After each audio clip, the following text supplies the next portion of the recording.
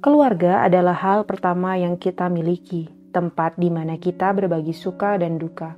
Kebanyakan orang mampu melewati fase bahagia dan sulit dengan keluarganya. Masa-masa sulit terasa lebih mudah dijalani dengan dukungan dari keluarga.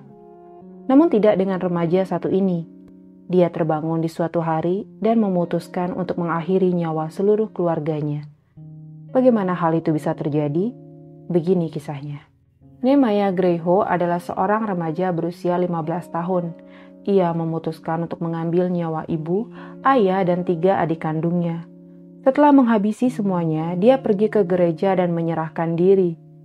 Nehemiah adalah anak pertama yang lahir pada 1997 dari pasangan Greg dan Sarah.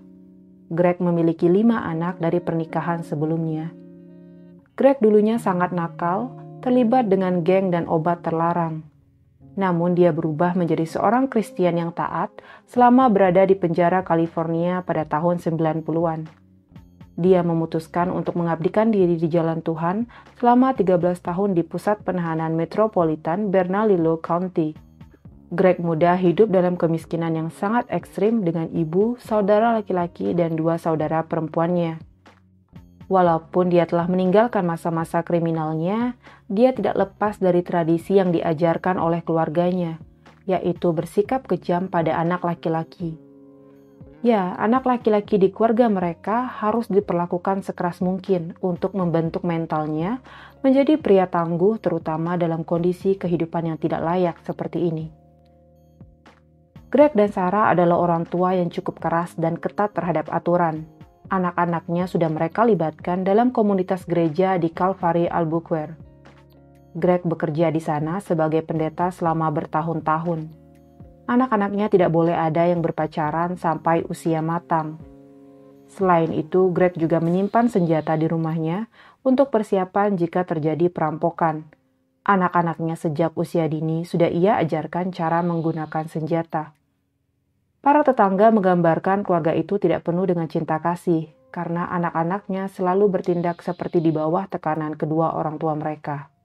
Pada 19 Januari 2013, di malam hari Nehemiah terbangun dan mengambil senjata kaliber 22 milik Greg dan pergi ke kamar orang tuanya. Hanya ada Sarah yang sedang tidur di atas kasur, sedangkan sang ayah sedang bekerja untuk shift malam.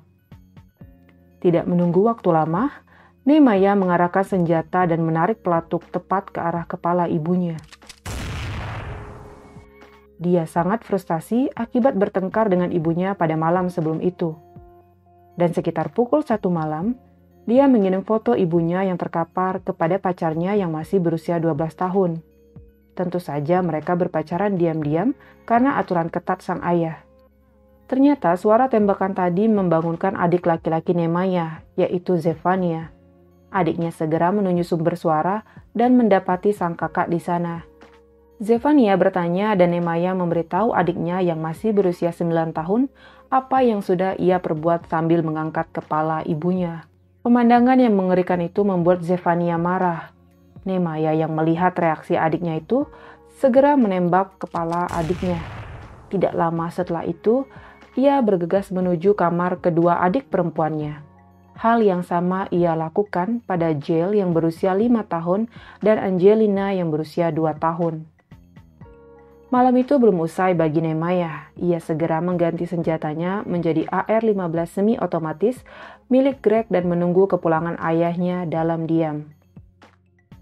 Greg pulang dari shift malamnya dan Nehemiah sengaja membiarkan ayahnya masuk dan melihat keadaan kacau yang sudah ia buat sebelum ia mendor kepala sang ayah.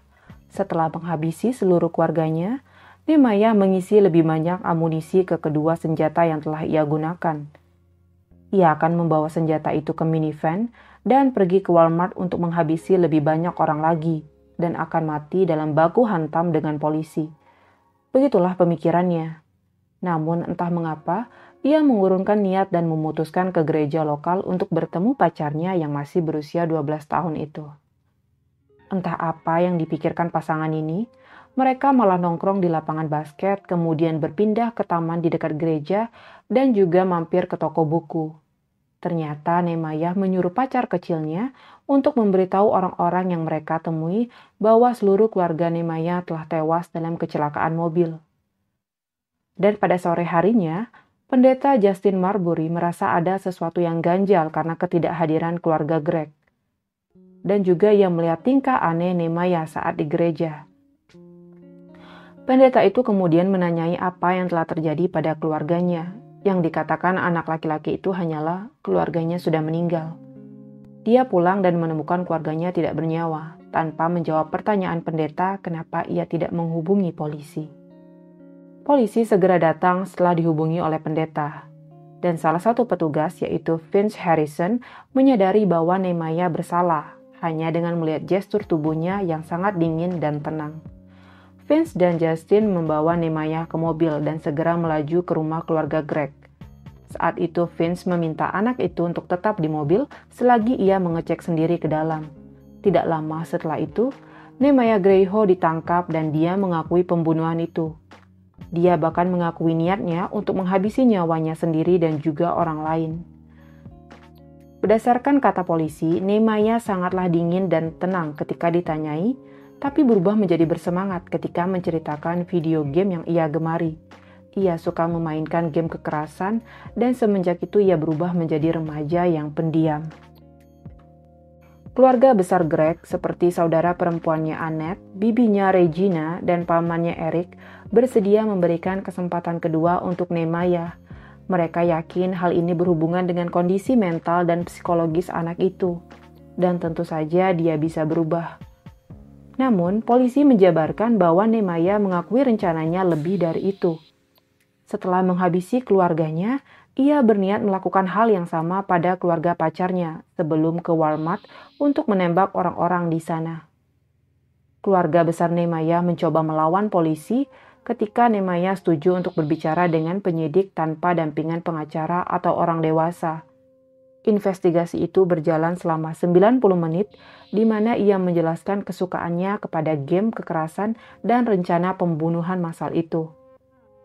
Eric sang paman mengkritik polisi karena membiarkan Nehemiah memberikan pernyataan tanpa adanya nasihat dari orang dewasa, dan juga tidak didampingi pengacara dan tidak diberikan akses ke anggota keluarga lainnya.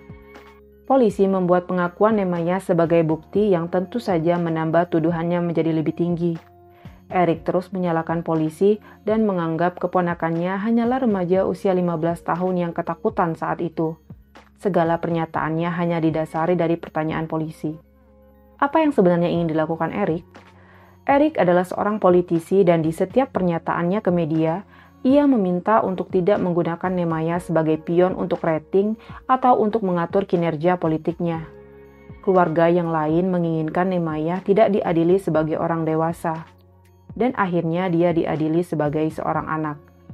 Hakim pengadilan anak mendakwa ia dengan pembunuhan tingkat 2 dan tingkat 3 untuk tuduhan anak yang menyebabkan kematian dengan sengaja. Tetapi pada bulan Maret 2018, ketika Nehemiah mendekati usia 21 tahun, kebanyakan orang di sana berdebat apakah dia harus dibebaskan begitu cepat. Para ahli hukum pun tidak setuju bahwa hukuman bisa lebih ringan hanya karena ia masih remaja. Mereka mengkritik hukum yang terlalu mudah untuk remaja berbahaya seperti Nehemiah, dan Dr. Drew menyarankan untuk adanya jaminan pertanggungjawaban hakim dan pembela apabila Nehemiah keluar dan membunuh lagi. 11 hari sebelum Nehemiah bebas, Pengadilan Banding Meksiko yang baru memerintahkan hakim untuk mengadakan sidang ulang lagi dan mempertimbangkan sifat mengerikan dari remaja ini. Hingga akhirnya Nehemiah diadili sebagai orang dewasa dan mendapat 3 hukuman seumur hidup dan 7 tahun hukuman untuk pembunuhan orang tuanya.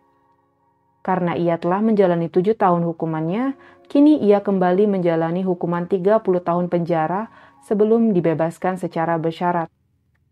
Lalu bagaimana dengan keluarganya? Tentunya mereka kecewa. Regina menginginkan keponakannya untuk dirawat secara profesional, bukan di penjara. Karena apa yang telah ia perbuat adalah akibat mental yang terganggu. Ia berharap bisa memulihkan Nehemiah yang telah didiagnosa dengan psikosis dan gangguan disosiatif, juga telah mulai minum obat secara rutin. Itulah kisah dari Nehemia di mana ia harus menjalani hukuman secara penuh. Semoga kita bisa memetik pelajaran untuk selalu peduli dengan kesehatan mental dan memberikan pengasuhan yang tidak ketat atau memberi tekanan pada anak-anak. Tidak mengizinkan mereka menggunakan senjata, dan yang lebih penting lagi, mampu berbicara dari hati ke hati untuk mengetahui emosi anak. Sekian, terima kasih telah mendengarkan.